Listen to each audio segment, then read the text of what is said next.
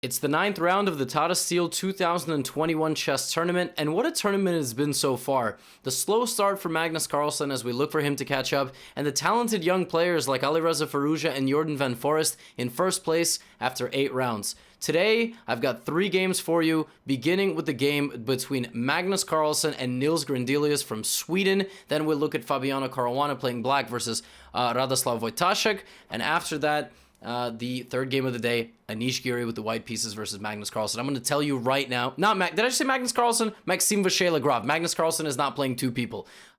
Ladies and gentlemen, it's going to be a great recap, okay? I promise. Such excitement. Here we go. Magnus, after losing to Yesipenko, shows up with e4. Nils Grandelius meets him at the center of the octagon. And by the way, I was so wrong about Conor McGregor, Dustin Poirier. I was so wrong. I'm so sorry. He meets him in the center of the octagon with the Najdorf. And here Magnus Carlsen plays the 17th most... I will say that once again. The 17th most popular move in the position. He plays the move queen to d3. That means that in this position there's 1, 2, 3, 4, 5, 6... 16 more moves. I don't know what they are, but they're all more popular than the move queen to d3. And yet, this has been played by Grandmasters in the past. And the point is that after, well, the point is that it's a weird move. It defends the center. Maybe you're going to go bishop to g5 and then castle long, or maybe you rotate your queen over here. And that's exactly what Magnus ends up doing. He plays a4 to prevent his opponent from going b5. And by already the 9th, 10th move of the game, we go from a position Najdorf that's been reached millions of times to never. Magnus just takes Nils completely out of his preparation, and we get this. So now bishop f4, very much an instigating move. He's like, yo, Nils, come and hit me. Come on, bring the pawn forward, bring it. Bishop back to e3. Why? Because now Nils is going to have a harder time playing d5. So he gets his bishop attacked, but now it's going to be harder for Nils to go here because the pawn is not there anymore, right? So short castle, king h8. Very clear what the move king h8 is trying to do. King is trying to go off to I and J and K. No. The king is getting out of the way, and Nils wants to advance his pawns. Magnus takes a clamp on the queen side, and here's e5. F5. And when Magnus takes on f5, we get d5. So now this pawn is not being taken back. Nils is just fighting Magnus with his pawns here. But Magnus, he no slouch. Knight a4, d4, bishop d2. Magnus understands that sometimes it's necessary to play a few get-out-of-the-way moves in order to advance your position. Meanwhile, Nils continues to push while not taking back the pawn on f5. Queen h3, and Magnus says, okay, you don't want it? Okay. I mean, I'm going to go on, hang on to it. But Nils, to his credit here, if Magnus continues to try to hang on to this pawn, there is the move e4 defended by the bishop. So Magnus gives back the pawn like this. They trade. Knight b6, they trade again. It's queen and 2 rooks per side and 6 pawns. The problem is that one of these guys is Nils Grandelius, and the other guy is potentially the greatest endgame player that has ever existed in humanity. So let's see if Nils can defend that. No, it's not a big deal. So h6, Magnus plays queen to d3, centralizing the queen. Rook b8, rook takes pawn. Nils sacrifices. The problem for Nils is that this pawn is so annoying. And the engine here is trying to just say, like, get active. Just get active, and lateral defense for you is better. I apologize. I moved the wrong rook. In my notes, I had put rook f6, and I moved the wrong rook. Rook back here, and what the engine is trying to say is laterally defending the pawn, not letting white push forward is better. But, humans and computers see the chessboard differently, and Nils did it this way. But the problem is now this f4 move happens. So Magnus finds a pawn break. If Nils were to take, he would get mated in 1, which is bad. That's not good. Okay, everybody have a good night. Thank you for watching my recap. So that's why Nils goes back, but now Magnus is able to play rook takes e5. So he's, well, for half a second he was a pawn up. Now he's a pawn up again. And again, the target in the center is the most important thing. So what Magnus Carlsen does as the players reach the time control in just a few turns, right? By now they have both made it to the 40th move of the game, which means they've gotten their extra 50 minutes as Magnus goes like a Hogwarts professor. Let's fight. Like, let's go. I'm ready, okay? I'm ready to do my damage. And he plays rook d7. And even though Niels is able to check him, Magnus hides his king, solidifies the defense. And actually, what's funny is that if I'm not mistaken, somewhere around here, Magnus might have had a slightly more clinical... yeah, I remember the computer here for white, and again, I'm not saying that I'm better than Magnus Carlsen, I'm saying the computer is such a scumbag, it always recommends these things. The computer here says that, to prevent this, you just move your king up. Duh. And then if black plays g5, well, then you take, and you go back. Because now queen h5, king g2, there's no checks, and you've opened up the king. Of course, you voluntarily stare death in the face, laugh at it, back up, and then, well, Magnus Carlsen, once again, is a human being, so he's unable to... Maybe he saw it, but he finds this to be a far more practical option to make the endgame queen in 4 versus queen in 3, where his queen dominates the black queen because the queen can't move anywhere, can't take, can't go here, and he's going to constantly be creating threats. He gives a lot of checks, then he plays this move f6. The queen continues to defend the pawn and breaks into this territory. Niels tries to give a few checks. Magnus runs away and picks up the h pawn. So now he trades his g for h, and he's got the 2-on-1 with the pawn protected the whole time. And watch as his king, look at that, offering the queen trade at the right moment, transitioning to a king and pawn winning endgame, and then sacrificing his extra pawn to bring the king and queen forward. And if Niels had played something like queen h8 here, which defends everything well, check, and you're going to lose this, then you're going to lose this, then you're going to lose the game. So what ends up happening is this, and Niels Grandelius resigns on his 65th move, and Magnus Carlsen, ladies and gentlemen, surprise, surprise, the king is back. What did you expect? Niels Grandelius has been having an outstanding tournament, but you're playing Magnus Carlsen. Make no mistake about it, it's a queen endgame, queen and rook endgame, even with the smallest of imbalances, Magnus Carlsen is going to win the game. So now I will jump to this game between Fabiano Caruana, who had the black pieces, and Wojtaszek, the Polish number 2. And I'm going to look at this game from Fabiano Caruana's perspective because, my God, I mean, there's a reason he's on the thumbnail. I'm sorry it's a bit of a spoiler, but my God, what Fabiano Caruana did this game... I mean, those Italians painted some beautiful things during the Renaissance, but my God, this man is a modern-day Renaissance artist. So first things first... It's an English opening which leads to a King's Indian defense. Now, the King's Indian defense after e5 and castles, this position has been reached a blubberjabadillion times, okay? I just invented a number. I can't make a number. It's been reached all the time. He plays the move bishop to g4. So from a blubberjabadillion, the game now is like there's only 50 games ever played. So Fabiano is flexing his, his preparation muscles. And then after bishop e3, he takes, and plays knight c6. This is going to be so instructive for those of you that like the King's Indian defense to understand how to play a more open, non-traditional style King's Indian defense. Normally, our pawns get locked, and then we try to play f5, f4 in the King's Indian defense. But here, there's no games ever played. Watch what Fabiano Caruana does to his opponent, who's rated like 27-30. Knight d7.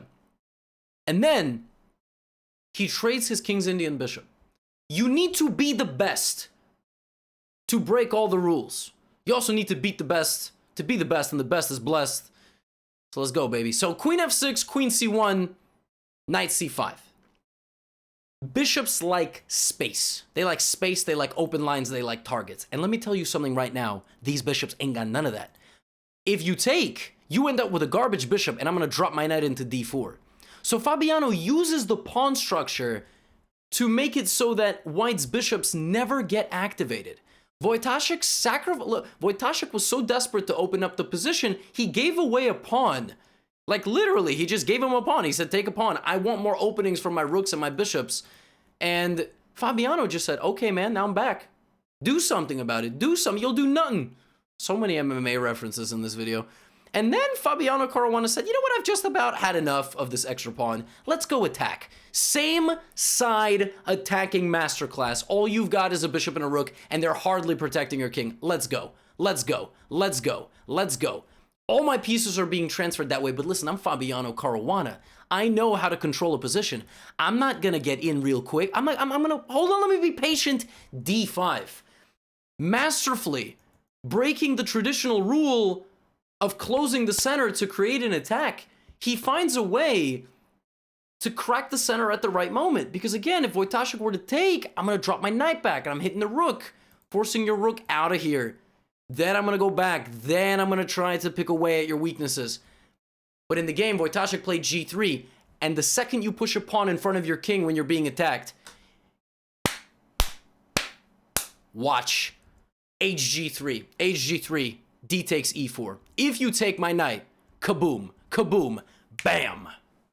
I don't even care that I have tripled pawns. You got no pawns in front of your king anymore. After queen g6, rook g6, where's your king going? f2! I'm threatening rook g1! And a bunch of other things. I mean, I'm threatening king g7, rook h8 with ladder mate ideas. So we get bishop to h3. Oh my gosh. Oh my gosh. Oh my gosh. You can take this with two different things, but it doesn't matter because that f-pawn defends on e1. Rook takes c4, rook e1 check. Of course, I mean, you say, well, Levy, why did he let him do that? What was he going to do? If he plays bishop, he can't stop it. If he plays rook f1, I'm just going to take the bishop for free. So he took and rook e1 check. And Wojtaszek resigned. I mean, Fabiano Caruana literally made this game look like he walked into the local daycare, picked up a 3-year-old and threw him across a room. I mean, Fabiano Caruana doesn't do that. I would hope. Fabiano I mean, this was insane! And also no disrespect to Wojtaszek. I mean, again, chess players are sensitive. I don't know, maybe one day he'll watch this, or I don't want to offend anybody. People get very offended. I'm just saying, Fabiano Caruana made that look so easy! How did he just do that to a 2700 Grandmaster, and I can barely beat 2300s, and you can barely beat whoever you're trying to beat? This man just beat like a top 30 GM like it was nothing. Nothing. It was just he woke up and he showed up to... I mean, my goodness. It's like, whoa. It was a game that Wojtaszek goes back to his hotel room and goes, why did I even sign up to play for this tournament? But beyond that, what did I even do wrong? And the question is really not so easy to understand. It's not so clear what he did wrong. Maybe he shouldn't have allowed bishop takes c3. I don't know. I really don't know. Like, what could he have done differently?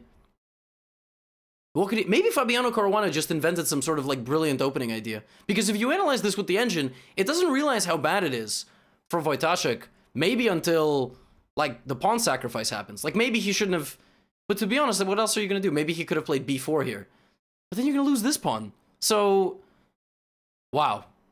What can you say? I don't know. But last but not least, Anish Giri versus Maxime Vachier-Lagrave. It's Maxime. It's going to be a Sicilian Najdorf. h3. This is known as the Adams attack. You are trying with white to play the move g4, bishop g2, bishop e3. Very popular, trendy move. e5. And here, white generally plays knight e2 or knight to b3. Unless you're Anish Giri, then you are playing the... Well, MVL is like the world-renowned expert in the Najdorf, but Anish Giri has the Najdorf opening course, so...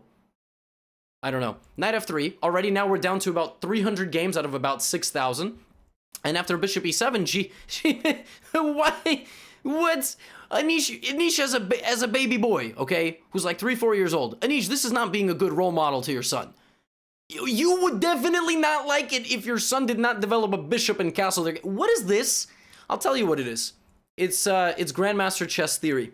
You push your pawn to g5, you deflect, and then you castle queenside. Ladies and gentlemen, let the fun begin. This is a pure Sicilian, opposite side castling, rated R movie. There is going to be violence. Someone will not emerge alive. Let's see what happens.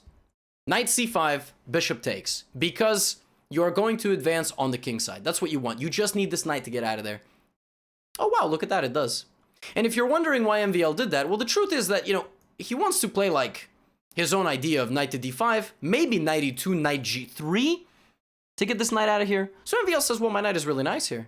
So king b1, preparing for the attack, queen a5, knight e1, maybe he's going to trade on one of these two squares. Not knight g2 right away, that would be a free knight. I would play that move, Anish would not.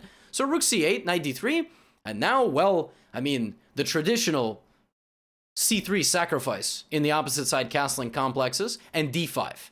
Now, d5 is a little bit insane. MVL, of course, can play the move rook takes c3 here, queen d2, queen c5, and we're playing chess, okay, as opposed to checkers, in case it wasn't clear. But he plays d5 and explodes the center so that he can play bishop f5. Now, his bishop is, oh my gosh, it's so nice on that square.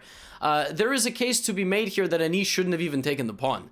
You know, if you plug this into one of these machines, it's like, just go attack, dude. You don't need this, dude. It's forbidden fruit, dude. Don't take it, dude. But ed5, bishop f5, queen d2, and Maxime stabilizes the center because he cannot allow this pawn to be a runaway train and for the bishop to open up. So he plays a calm move. Only move, according to the engine, for black to be okay. So c4, Anish wants a trade of queens. MVL does not want a trade of queens, so Anish moves his king further to the corner. Now a5. Now MVL is trying to attack. c3. a4, bishop c2. Chess is a logical game. The pawn is coming. I'm not going to take it, because if I take it, I open up my opponent's attack. So bishop c2 and e4. Now I'm going to take it, because now, if you were to play the move rook to a8, you have blocked your bishop. That's the whole difference, is that now I have rook b1.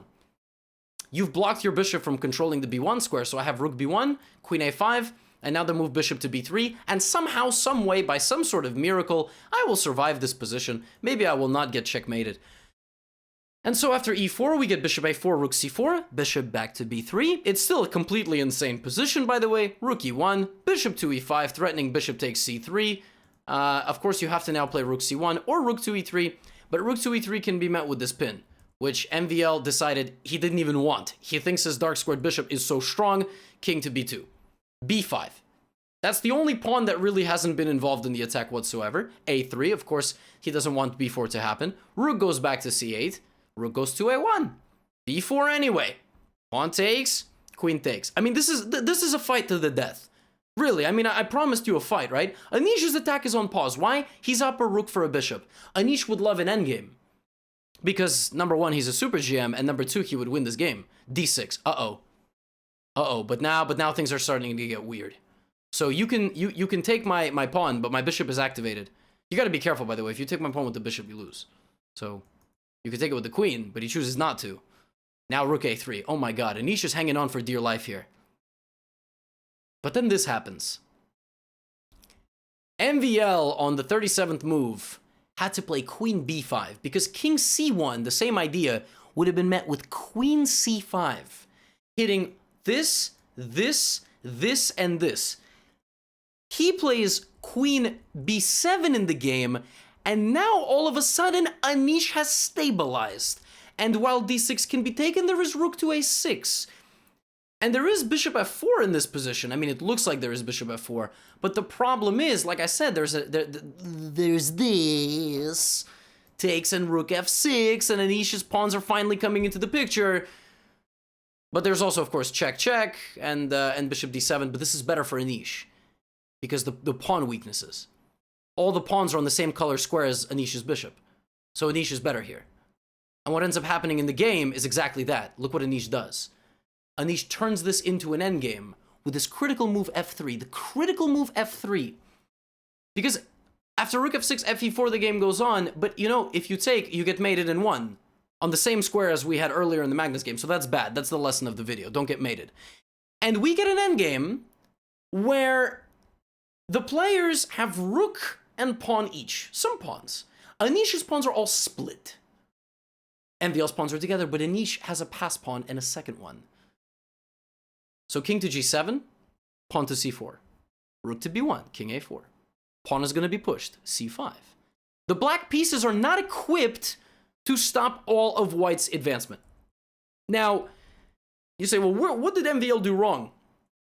Was it rook b1 check? Was it king f7? What did he do wrong? Apparently, if you plug this into a computer, you look at, okay, rook c1, and then king b5, and then king f7. No, what becomes clear is that this endgame is just really difficult. Endgames and computers don't mix well.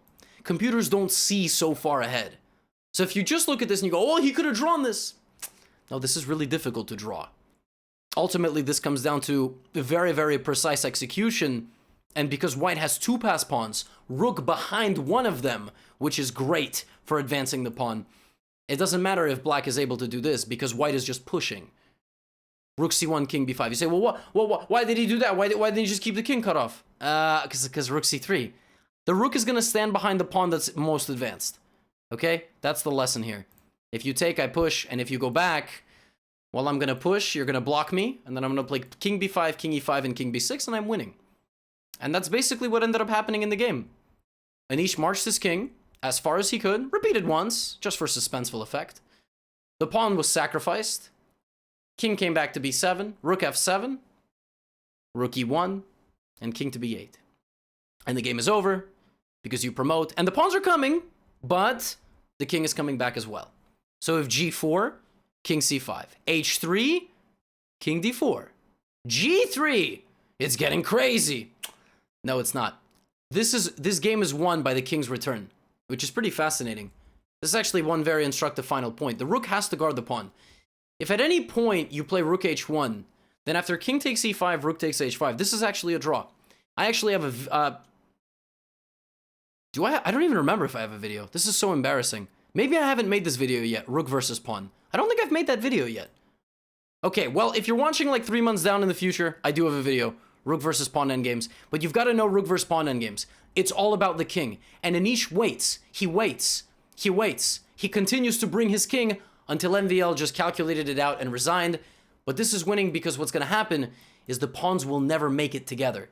It all comes down to one square. Sometimes the 64 squares all come down to just one. Ladies and gentlemen, at the end of 9 rounds of the Tata Steel 2021 chess tournament, I would like to show you the standings. The standings are as follows. Here they are. Anish Giri, up top. Fabiano Caruana. Alireza Firouzja. Andrei Sipenko, 5.5, and Magnus Carlsen is now 1 point out of first place with just a few rounds to go. Firouzja, Fabiano, and Anish Giri, all with 6 out of 9. And on that nice note, we will end today's recap.